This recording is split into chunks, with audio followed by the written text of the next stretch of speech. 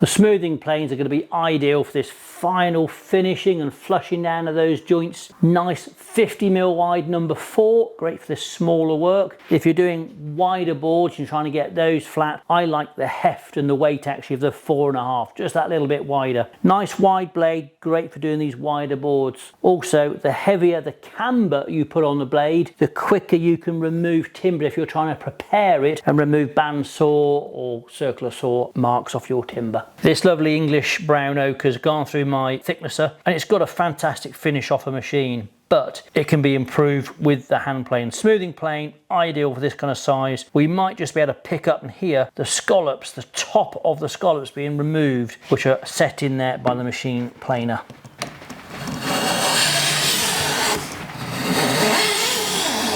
The second swipe, we're probably not going to hear those little noises again, because we're now getting a full shaving down that timber.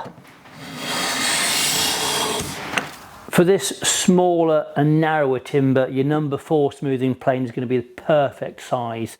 As we start and get into these wider boards, we want wider cuts, best we probably step up to a wider smoothing plane. So now, rather than a 50mm blade, we've got a 60mm blade and a wider body altogether. This English brown oak has been prepared on my machine planer and the quality of my thicknesser is fantastic, but you'll always have slight scallops left on the surface. If I get my smoothing plane set up, let's have a go at planing across this one.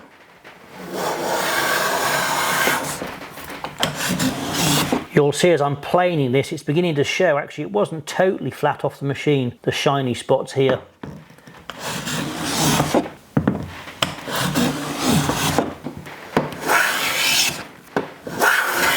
If you want more info on the other planes in the Verum range, check out the videos for all of those planes. Also look at us at woodworkersworkshop.co.uk and check us out on our social media channels.